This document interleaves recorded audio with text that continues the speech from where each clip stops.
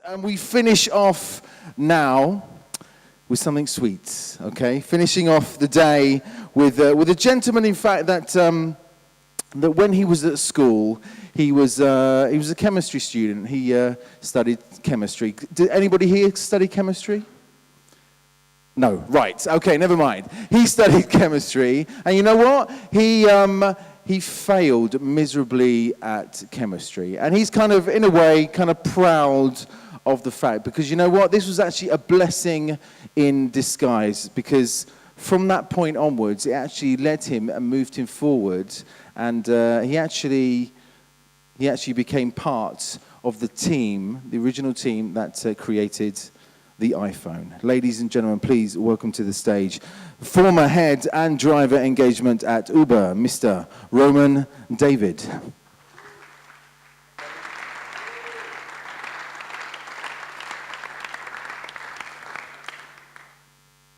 Your chemistry teacher in high school. I see a few hands. I do remember mine, and let me tell you why.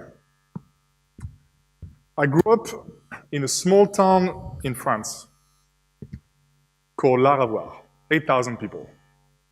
And in high school, I was a great student.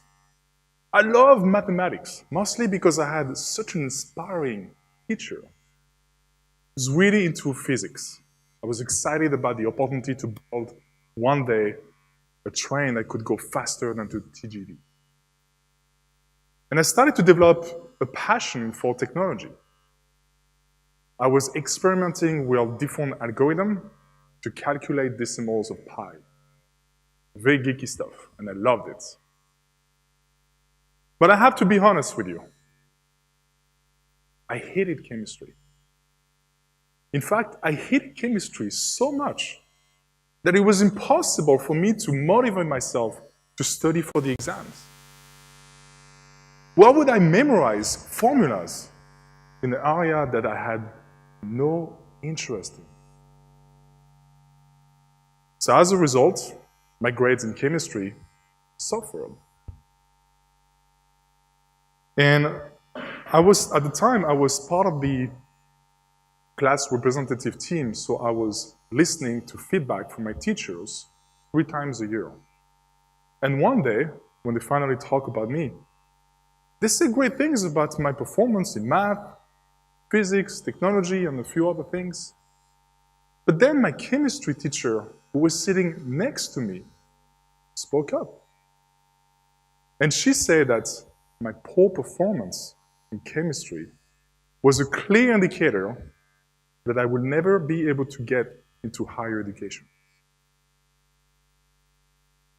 I was so frustrated and angry.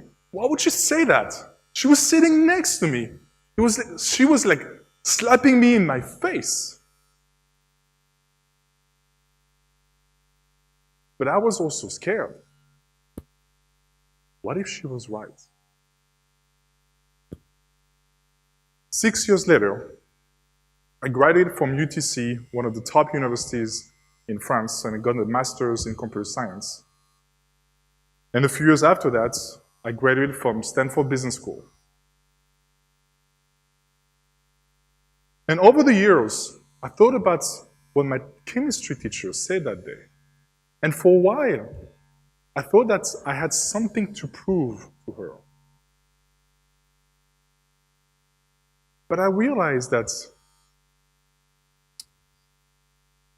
I only had to prove something to myself. In a way, she planted a seed of doubt in my mind that I just had to overcome.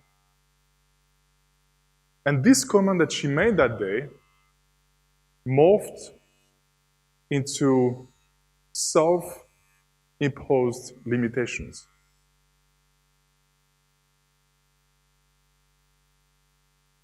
The fact that I overcome these challenges was a really great starting point for me. And over the last 16 years or so, while I was working at different companies in Silicon Valley, I have adopted 3 principles from this mindset. And today, I would like to share these principles with you. The first one is pay offense. I think some of you may recognize this guy. If you don't know, you should ask your peers.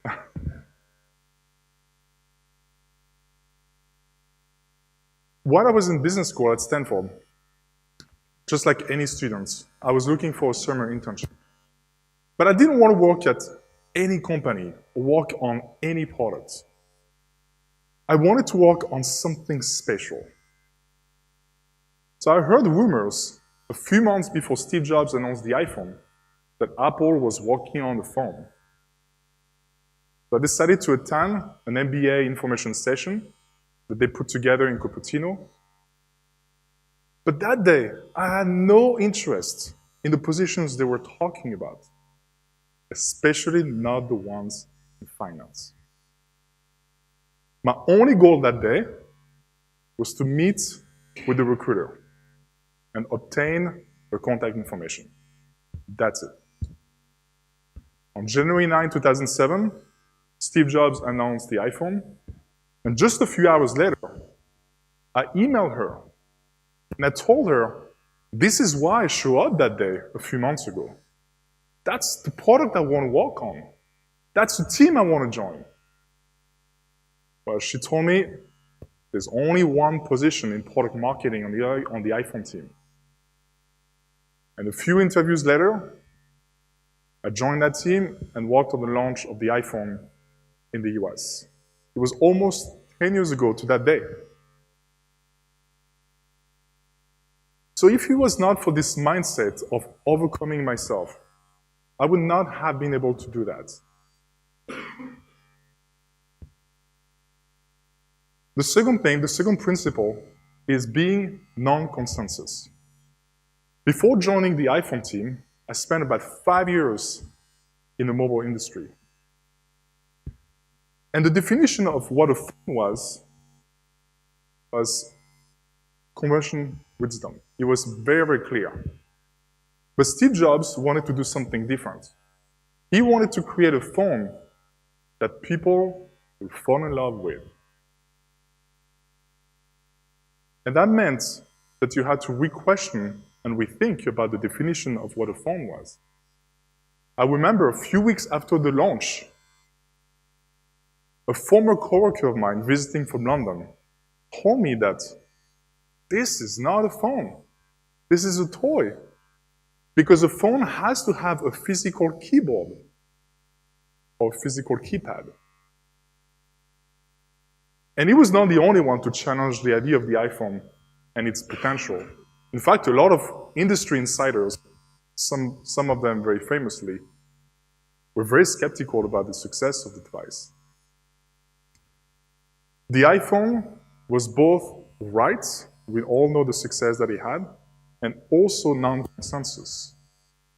A lot of people in the industry did not believe in it.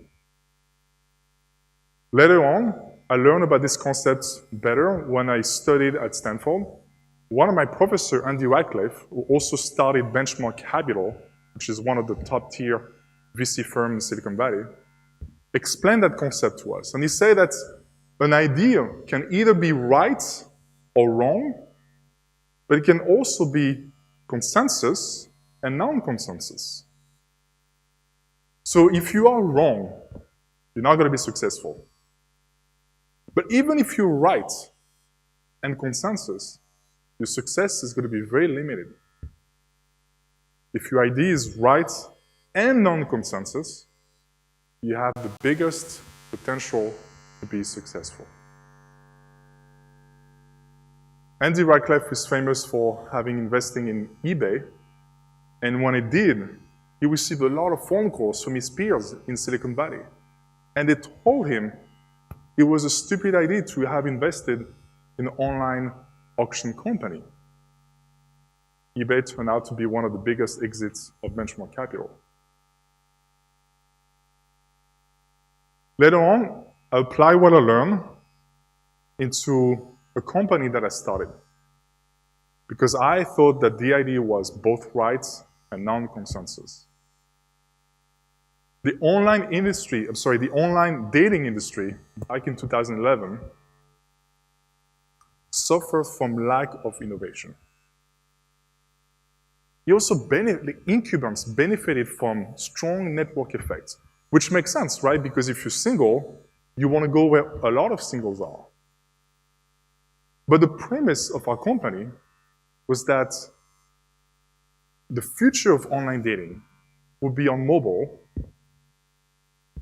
and that the lack of desktop web legacy will allow new entrants to break into that market by innovating on the experience. We looked at all the dating apps that year, and every single one of them looked like this. It was a squeezed-down version of desktop websites showing thumbnail pictures of profiles with the green dots indicating that they were online. We thought that the experience should be very, very different. It should be rethought completely from the ground up, something that will feel native to the phone. So we introduced our product called Mixo that was showing one profile at a time, and you could just browse horizontally, swiping horizontally to discover new profiles. We did raise some capital for Mixo, but a lot of investors turned us down because they did not believe in this thesis. They believe that the incumbents will also be the leaders of mobile dating. Now, Tinder, that launched 1 year after, proved that this was right and on consensus, but I hope you get my point. So if anybody in this room is working on an idea that your best friends and your family members are challenging and they're telling you this is the most stupid ideas I've ever heard, you might be onto something. Next is, and finally, is getting out of your ivory tower. A few weeks before the launch of the iPhone, I worked on activating a lot of devices for Steve Jobs and other executives that they were going to use at the keynote and other press events. And during that time, I was aware of the anticipation of a lot of people. But it was not until I volunteered and worked at the Apple store in San Francisco on the launch day that I fully grasped how much this phone meant to them. No report in the world would have been as meaningful to me to understand how people thought about the device. This is something that I applied later on, but I've realized over the years that a lot of companies that reach product market fit, founders and product managers at that point, they usually limit their interactions with customers. They focus on quantitative data, and usually they outsource the collection of qualitative insights to other people. This approach has a lot of advantages, but it also has a risk of losing the touch with the customers, being disconnected from them, and eventually launching products that may lack relevancy. In 2014, I interviewed for Uber. And I was told that full-time employees were not allowed to drive for legal reasons. So a few weeks before starting as a full-time employee, I signed up to be a driver. And the limited experience that I had as an Uber driver in San Francisco had a huge impact on the product decisions we made in the driver engagement team. The goal of our team was to be the one that understood the drivers best. And since we were not allowed to drive,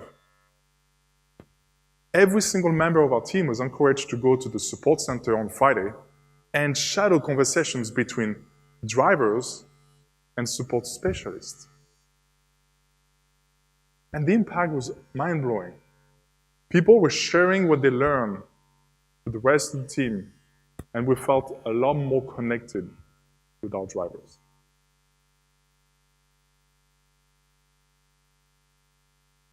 When I think today about what my chemistry teacher told me back in high school, my feeling of frustration has been replaced by a great sense of gratitude. If it was not for her to plant a seed of doubt in my mind that I had to overcome, this mindset of pushing myself, I would not have joined the iPhone team. This experience led me shaping principles that I've applied since then. I want you to think about what's your goal and what are the limitations you're putting on yourself. Challenge them. Think about how you are going to overcome them. And if you do that, I have no doubt that one of you watching us here, maybe on the live feed, will one day create the next Apple or the next Uber. Thank you very much. Ladies and gentlemen, Romain David.